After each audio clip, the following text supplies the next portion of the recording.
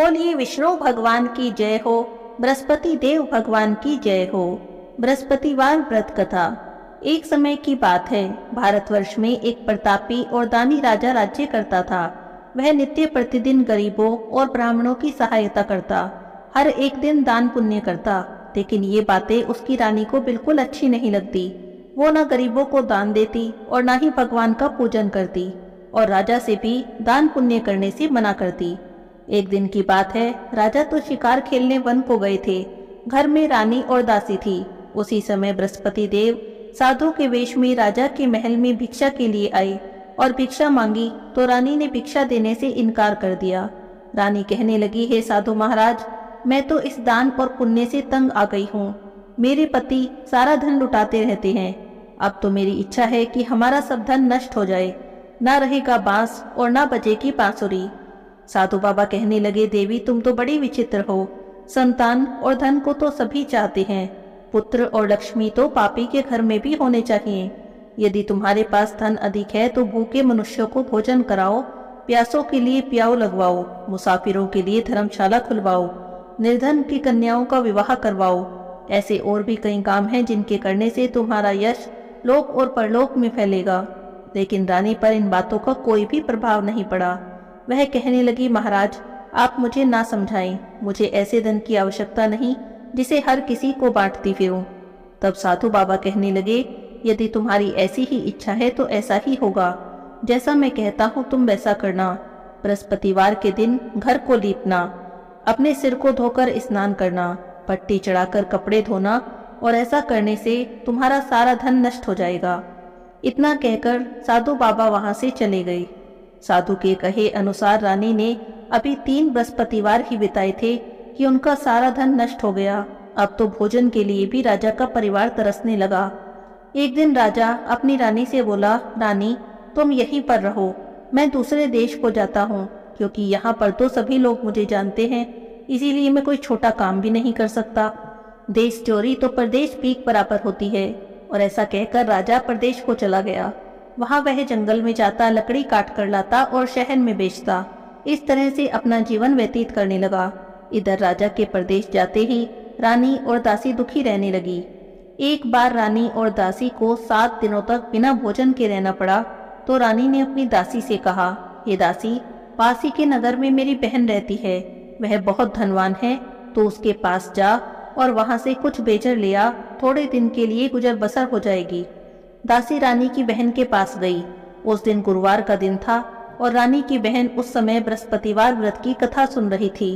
दासी ने रानी की बहन को अपनी रानी का संदेश दिया, लेकिन रानी की बड़ी बहन ने कोई भी उत्तर नहीं दिया। जब दासी को रानी की बहन से कोई उत्तर नहीं मिला तो बहुत दुखी हुई और उसे क्रोध भी आया। वो वापस चली आई। दासी ने वापस आकर रानी को सारी बात बता दी और कहने लगी कि रानी, आपकी बहन तो बहुत ही बड़ी आदमी है, वो तो छोटे मनुष्यों से बात नहीं करती। उधर रानी की बहन ने सोचा कि मेरी बहन की दासी आई थी पर मैं उससे नहीं बोली, इससे वो बहुत दुखी हुई होगी।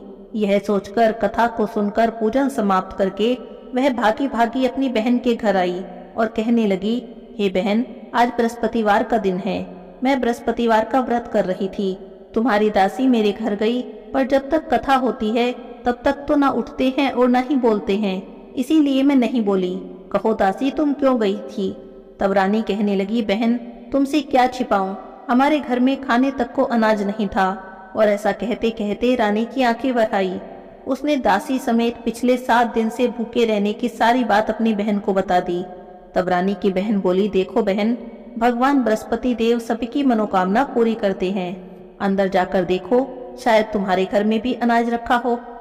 पहले तो रानी को विश्वास नहीं हुआ, पर जब बहन बार बार कहने लगी तो उसने अपनी दासी को अंदर भेजा। दासी अंदर गई तो उसे एक अनाज से भरा घड़ा मिल गया। यह देखकर दासी को बड़ी हैरानी हुई। तब दासी रानी से कहने लगी, हे रानी, देखो, जब हमें भोजन नहीं मिलता तो हम रोज ही व्रत करते हैं, क्यों न इनसे व्रत की कथा और व्रत की विधि पूछ ली जाए, इससे हम भी बृहस्पतिवार का व्रत किया करेंगे। तब रानी ने अपनी बहन से बृहस्पतिवार व्रत के बारे में पूछा। तब उसकी बहन कहने लगी कि बृहस्पतिवार के व्रत में चने की दाल और मुनक्का से विष्णु भगवान का केले की जड़ में पूजन करें और दीपक जलाएं व्रत कथा सुने और पीला भोजन करें। इससे बृहस्पति देव प्रसन्न होते हैं। व्रत और पूजा की सारी विधि बताकर रानी की बहन अपने घर चली गई। 7 दिन के बाद जब गुरुवार आया तो रानी और दासी दोनों ने व्रत रखा। गुड़साल में जाकर चना और गुड़ ले आई। फिर उससे केले की जड़ में भगवान विष्णु का पूजन किया। अब पीला भोजन कहाँ से आए? इस बात को लेकर दोनों बड़ी दुखी थी, पर क्योंकि उन्होंने व्रत किया था इसीलिए बृहस्पति देव उनसे प्रसन्न थे। एक साधारण व्यक्ति का रूप धारण कर 2 थालों में सुंदर पीला भोजन लेकर आए और दासी को भोजन दे दिया। भोजन पाकर दासी बहुत प्रसन्न हुई। फिर रानी के साथ मिलकर उसने भोजन किया। उसके बाद तो वे हर गुरुवार को व्रत और पूजन करने लगी। बृहस्पति भगवान की कृपा से उनके पास फिर से धन संपत्ति आ गई। अब रानी फिर से पहले की तरह ही आलस्य करने लगी। तब दासी ने कहा, देखो रानी, तुम पहले भी इसी तरह आलस्य करती थी। तुम्हें धन के रखने में कष्ट होता था, इसी कारण सारा धन नष्ट हो गया। अब भगवान बृहस्पति देव की कृपा से फिर से धन मिला है तो तुम फिर आलस्य कर रही हो। रानी को समझाते हुए दासी ने कहा, बड़ी मुसीबतों के बाद हमने यह धन पाया है, इसीलिए हमें दान पुण्य करना चाहिए। भूखे मनुष्यों को भोजन कराओ और अपने धन को शुभ कार्यों में खर्च करो। इससे तुम्हारे कुल का यश बढ़ेगा, स्वर्ग की प्राप्ति होगी और पितृ प्रसन्न होंगे। दासी की बात मानकर रानी ने अपना धन शुभ कार्यों में खर्च करना शुरू कर दिया। पूरे नगर में उसका यश फैलने लगा। उधर प्रदेश में राजा बहुत दुखी था। रोज लकड़ियां काट कर लाता और उन्हें बेचता, इससे अपना गुजारा करता था। एक दिन दुखी होकर जंगल में ही एक पेड़ के नीचे बैठ गया। अपनी दशा को याद करके व्याकुल होकर रोने लगा। उस दिन बृहस्पतिवार का दिन था। तब उसने देखा कि निर्जन वन में एक साधु प्रकट हुए। साधु के वेश में स्वयं बृहस्पति देव भगवान थे। वे लकड़हारे के सामने आकर बोले, हे लकड़हारे, इस सुनसान जंगल में तुम चिंता में क्यों बैठे हो? तब लकड़हारे ने अपने दोनों हाथ जोड़ लिए, प्रणाम किया और कहने लगा, महात्मा जी, आप तो अंतर्यामी हैं, सब कुछ जानने वाले हैं, मैं आपसे क्या कहूँ। इतना कहकर रोने लगा और साधु को अपनी सारी बातें बता दी। तब साधु बाबा ने कहा कि तुम्हारी पत्नी ने बृहस्पतिवार के दिन बृहस्पति भगवान का निरादर किया था। इस कारण बृहस्पति भगवान नाराज हो गए और तुम्हारी ये दशा हो गई। अब तुम चिंता मत करो और मेरे कहे अनुसार करो, तुम्हारे सभी कष्ट दूर हो जाएंगे। भगवान तुम्हें पहले से भी अधिक संपत्ति देंगे। तुम बृहस्पतिवार का व्रत किया करो और बृहस्पतिवार के दिन कथा सुना करो। 2 पैसे के चने मुनक्का लाकर उनका प्रसाद बनाओ। शुद्ध जल से लोटे में शक्कर मिलाकर अमृत तैयार करो।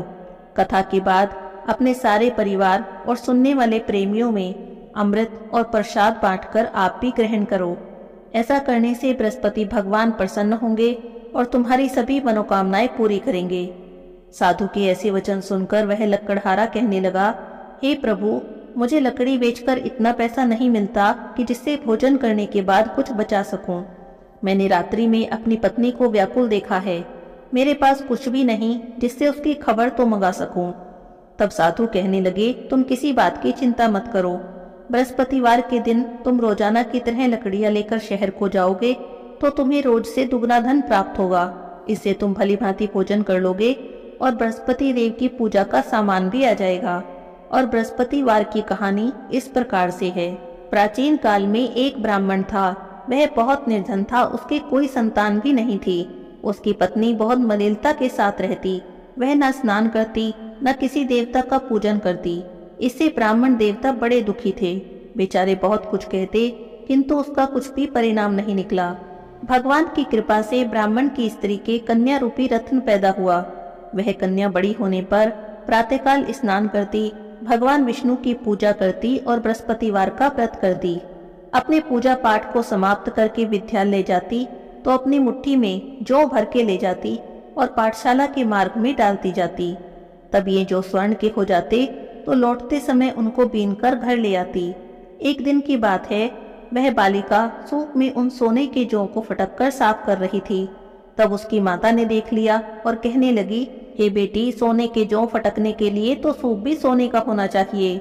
दूसरे दिन बृहस्पतिवार था। इस कन्या ने व्रत रखा और बृहस्पति देव से प्रार्थना करके कहा, हे प्रभु, मैंने आपकी पूजा सच्चे मन से की हो तो मेरे लिए सोने का सूप दे दो।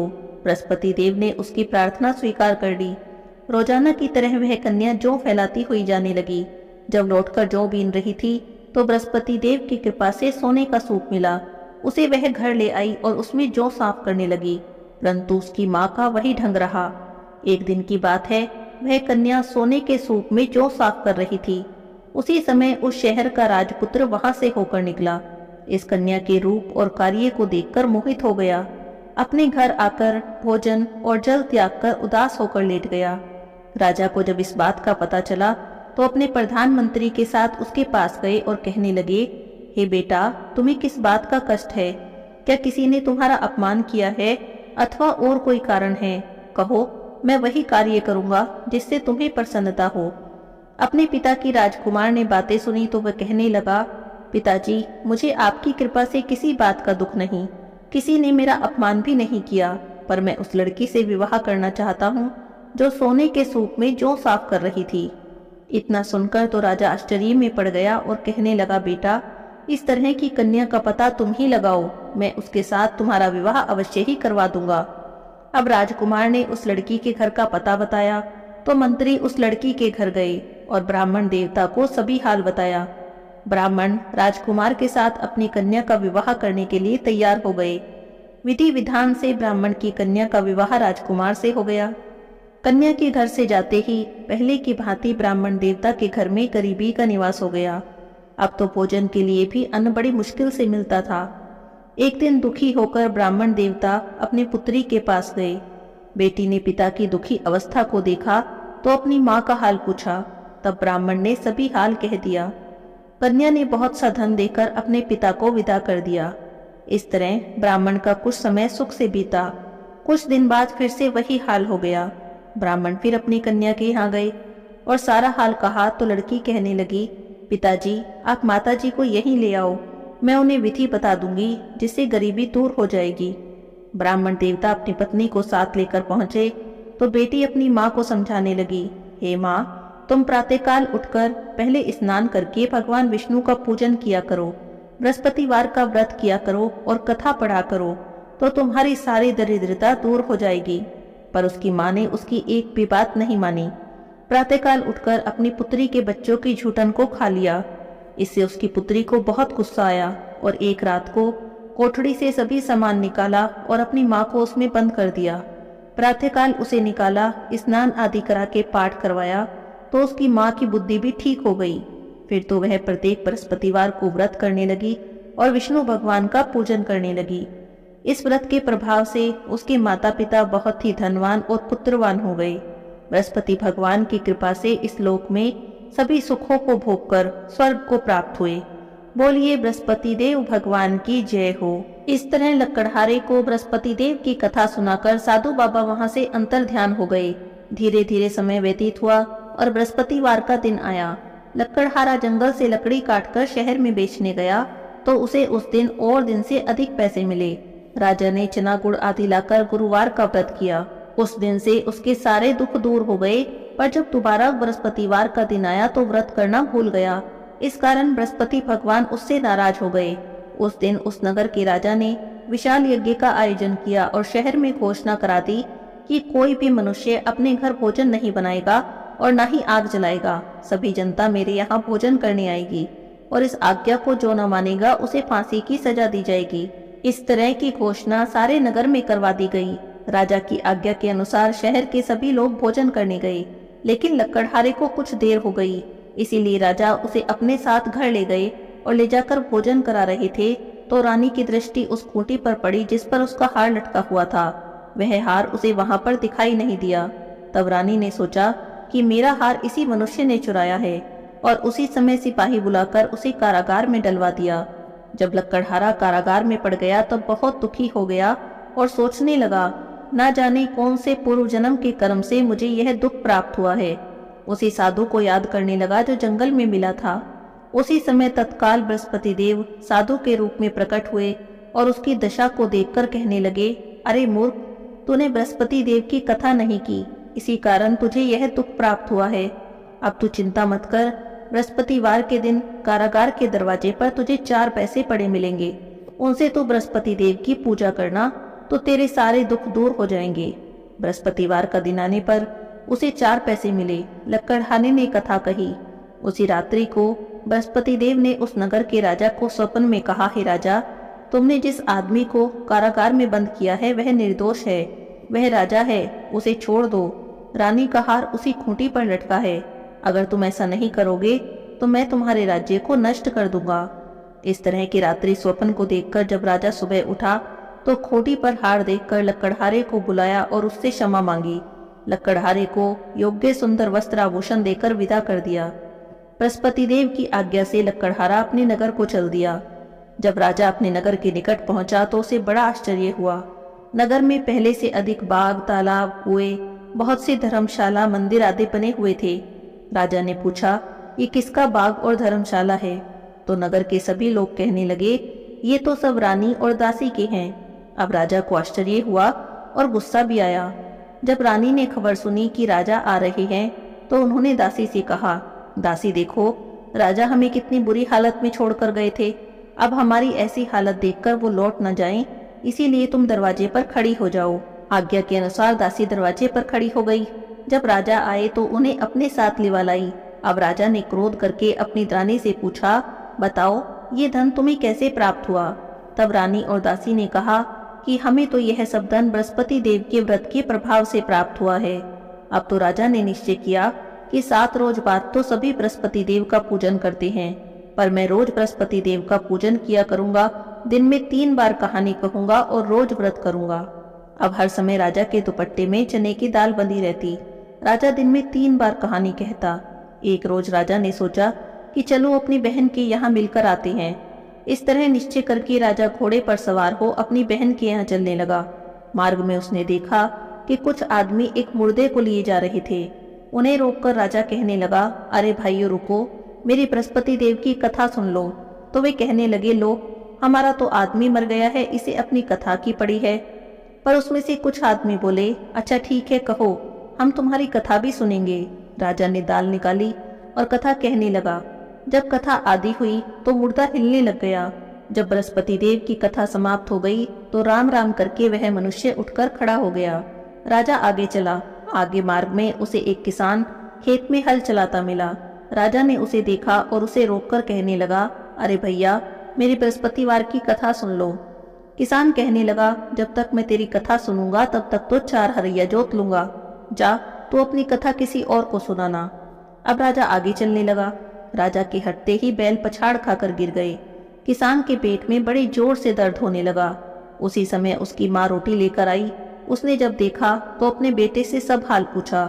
बेटे ने सभी हाल कह दिया तो बुढ़िया दौड़ी दौड़ी उस घुड़सवार के पास गई और उससे कहने लगी, मैं तेरी कथा सुनूंगी, तुम अपनी कथा मेरे खेत पर चलकर कहो। अब राजा ने बुढ़िया के खेत पर जाकर कथा कही। उसे सुनते ही बैल उठकर खड़े हो गए और किसान के पेट का दर्द भी बंद हो गया। चलते चलते राजा अपनी बहन के घर पहुंच गया। बहन ने भाई की खूब मेहमानी की।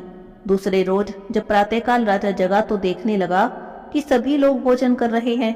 तो राजा अपनी बहन से कहने लगा, ऐसा कोई मनुष्य हो जिसने भोजन नहीं किया हो तो मेरी बृहस्पतिवार की कथा सुन ले। तो बहन कहने लगी, भैया, ये देश तो ऐसा ही है। यहाँ पहले लोग भोजन करते हैं और बाद में कुछ और काम करते हैं, लेकिन अगर कोई पड़ोस में हो तो मैं दिखाती हूँ। ऐसा कहकर वो देखने चली, पर उसे कोई भी ऐसा व्यक्ति नहीं मिला जिसने भोजन न किया हो। अंत में वह एक कुम्हार के घर में गई। उस कुम्हार का लड़का बीमार था। उसे पता चला कि उनके यहाँ तो 3 रोज से किसी ने भोजन नहीं किया। तब रानी ने अपने भाई की कथा सुनने के लिए कुम्हार से कहा तो वो तैयार हो गया। राजा ने उसके घर जाकर बृहस्पतिवार की कथा कही, जिसे सुनकर उसका लड़का ठीक हो गया। अब तो राजा की प्रशंसा होने लगी। कुछ दिनों तक राजा अपनी बहन के घर में रहा। फिर एक दिन कहने लगा, बहन, हम अपने घर को जाएंगे, तुम भी तैयार हो जाओ। राजा की बहन ने अपनी सास से कहा। सास कहने लगी, हाँ चली जा, पर अपने लड़के को मत ले जाना, क्योंकि तेरे भाई के कोई औलाद नहीं है। तब बहन भाई से कहने लगी, भैया, मैं तो चलूंगी पर कोई बालक नहीं जाएगा। राजा कहने लगा, जब कोई बालक नहीं जाएगा तब तुम ही क्या करोगी? बड़े दुखी मन से राजा अपने नगर को लौट आया। आकर राजा ने अपनी रानी से कहा, हम निर्वंशी राजा हैं, हमारा तो मुख देखने का भी धर्म नहीं और कुछ भी भोजन आदि नहीं किया। उदास होकर लेट गया। तब रानी कहने लगी, हे प्रभु, बृहस्पति देव ने हमें सब कुछ दिया है, वे हमें औलाद भी अवश्य देंगे। उसी रात को बृहस्पति देव ने राजा से स्वप्न में कहा, हे राजा उठ, सभी सोच को त्याग दे, तेरी रानी गर्भ से है। राजा को ये बात सुनकर बड़ी खुशी हुई। 9वें महीने में रानी ने एक सुंदर पुत्र को जन्म दिया। अब राजा कहने लगा, हे रानी, स्त्री बिना भोजन के रह सकती है, बिना कहे नहीं रह सकती। जब मेरी बहन आए तो तुम उससे कुछ मत कहना। रानी ने सुनकर हाँ कर दी। जब राजा की बहन ने यह शुभ समाचार सुना तो वह बहुत खुशी हुई और बधाई देकर अपने भाई के घर आई। तब रानी कहने लगी, घोड़ा चढ़कर तो नहीं आई, गधा चढ़ी आई हो। राजा की बहन बोली, भाभी, मैं ऐसे न कहती तो तुम्हें औलाद कैसे मिलती। बृहस्पति देव ऐसे ही हैं, जैसी जिसके मन में कामना होती है सभी को पूर्ण करते हैं। जो सद्भावना से बृहस्पतिवार का व्रत करते हैं, बृहस्पतिवार की कथा पढ़ते हैं, सुनते हैं या दूसरों को सुनाते हैं, बृहस्पति देव उनकी सभी मनोकामना पूरी करते हैं। भगवान बृहस्पति देव उनकी सदैव रक्षा करते हैं। संसार में जो भी मनुष्य सद्भावना से भगवान जी का पूजन व्रत सच्चे हृदय से करते हैं तो उनकी सभी मनोकामनाएं पूर्ण होती हैं। जैसी सच्ची भावना से राजा और रानी ने उनकी कथा का गुणगान किया तो उनकी सभी इच्छाएं बृहस्पति देव जी ने पूरी की। इसीलिए कथा सुनने के बाद प्रसाद लेकर जाना चाहिए और हृदय में उनका मनन करते हुए जयकारा बोलना चाहिए। बोलो बृहस्पति देव भगवान की जय हो, विष्णु भगवान की जय हो। बृहस्पति भगवान की आरती। ओम जय बृहस्पति देवा, ओम जय बृहस्पति देवा, छिन छिन भोग लगाओ, कदली फल मेवा। ओम जय बृहस्पति देवा, तुम पूर्ण परमात्मा, तुम अंतर्यामी, जगत पिता जगदीश्वर, तुम सबके स्वामी। ओम जय बृहस्पति देवा, ओम जय बृहस्पति देवा, स्वामी जय बृहस्पति देवा, छिन छिन भोग लगाओ, कदली फल मेवा। ओम जय बृहस्पति देवा, चरणामृत निज निर्मल, सब पातक हरता, सकल मनोरथ दायक, कृपा करो भरता। ओम जय बृहस्पति देवा, ओम जय बृहस्पति देवा, स्वामी जय बृहस्पति देवा, छिन छिन भोग लगाओ, कदली फल मेवा। ओम जय बृहस्पति देवा, तन मन धन अर्पण कर, जो जन शरण पड़े, प्रभु प्रकट तब होकर, आकर द्वार खड़े। ओम जय बृहस्पति देवा, ओम जय बृहस्पति देवा, स्वामी जय बृहस्पति देवा, छिन छिन भोग लगाओ, कदली फल मेवा। ओम जय बृहस्पति देवा, दीन दयाल दयानिधि, भक्तन हितकारी, पाप दोष सब हरता, भव बंधन हारी। ओम जय बृहस्पति देवा, ओम जय बृहस्पति देवा, स्वामी जय बृहस्पति देवा, छिन छिन भोग लगाओ, कदली फल मेवा।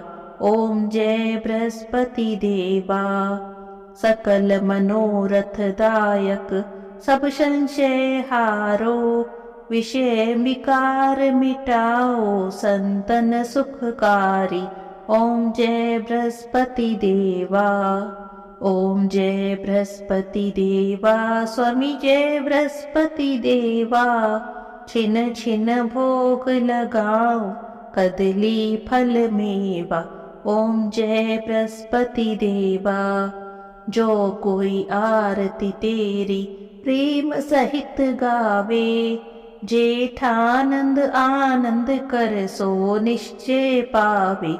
ओम जय बृहस्पति देवा, ओम जय बृहस्पति देवा, स्वामी जय बृहस्पति देवा, छिन छिन भोग लगाओ, कदली फल मेवा। ओम जय बृहस्पति देवा।